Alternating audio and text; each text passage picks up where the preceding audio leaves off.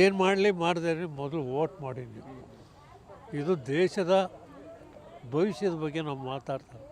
ಇದು ನಮ್ಮ ಸ್ವಂತ ವಿಚಾರ. ನಾವು ಕೆಲವ್ರು ಹೇಳ್ತಾರೆ ನಮ್ಗೆ ಆ ಕೆಲಸ, ನಮ್ಮ ಸ್ವಂತ ಕೆಲಸ ಹೇಳ್ಬಾರ್ದು. ದೇಶದ ಬಗ್ಗೆ ಯೋಚನೆ ಮಾಡು. ದೇಶ ಚೆನ್ನಾಗಿದ್ರೆ ಎಲ್ಲರೂ ಚೆನ್ನಾಗಿರ್ತಾರೆ, ಅದು ಮುಖ್ಯ. ಕೆಲವ್ರಿಗೆ ಇನ್ನೂ ಅದು ಎಜುಕೇಟ್ ಆಗಿಲ್ಲ ನಮ್ಮಲ್ಲಿ, ಅದು ಭಾಳ. ಮನೇಲಿ ಉಳ್ಕೊಂಡ್ಬಿಡ್ತಾರೆ, ಆಮೇಲೆ ಬೈತಾರೆ ಅಲ್ವಾ? ಹಾಂ, ಮನೇಲಿ ಉಳ್ಕೊಂಡ್ಬಿಡ್ತಾರೆ, ಆಮೇಲೆ ದೂರ್ತಾರೆ. ಅವ್ರದ್ದು ಯಾಕೆ ದೂರಬೇಕು? ಅವ್ರಿಗೇನು ಹಕ್ಕಿದೆ ದೂರಕ್ಕೆ? ವೋಟ್ ಮಾಡಿದ್ಮೇಲೆ ನಾವು ಸರ್ಕಾರನ ಪ್ರಶ್ನೆ ಮಾಡೋಕ್ಕೆ ನಮಗೆ ಹಕ್ಕೇ ಇಲ್ಲ. ಮಾಡಿದೆ ದೂರದು.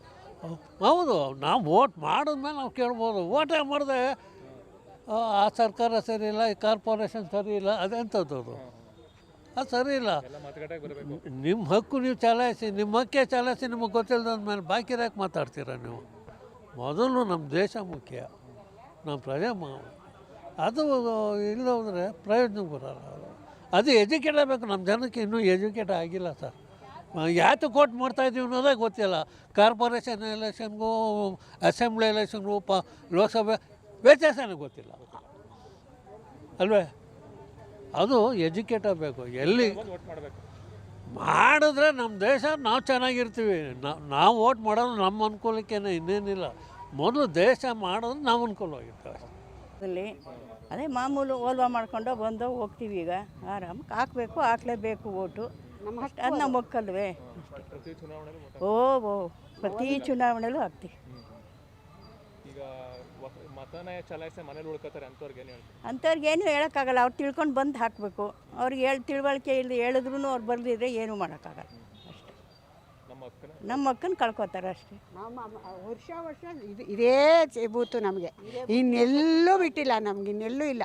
ನಾವಿಲ್ಲ, ಈಗ 4ನೇ ಮನೆ. ಇದು ಸಂಸ್ಕೃತ ಪಾಠಶಾಲೆ ಬಿಟ್ಟು ನಾವು ಇನ್ನೆಲ್ಲೂ ಓಟ್ ಹಾಕಿಲ್ಲ. ಬನ್ನಿ, ನಮ್ಮ ಹಕ್ಕು, ಬಂದು ಎಲ್ಲ ಓಟ್ ಮಾಡಿ ಅಂತ ಹೇಳ್ತೀವಿ. ಅಯ್ಯೋ, ನಾನು 45 ವರ್ಷ 50 ವರ್ಷದಿಂದ ಓಟ್ ಮಾಡ್ತೀನಿ. ಒಂದು ಸರಿನೂ ಮಿಸ್ ಆಗಿಲ್ಲ. ಮಿಸ್ ಆಗೋದು ಇಲ್ಲ, ಮಾಡೋದು ಇಲ್ಲ.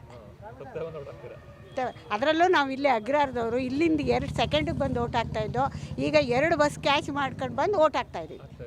ಖಂಡಿತ ಮಾಡಿದ್ವಿ ಸರ್. ಪ್ರತಿಯೊಬ್ಬರು ನಾಗರಿಕರು ದಯವಿಟ್ಟು ಬಂದು ಮತ ಚಲಾಯಿಸಿ.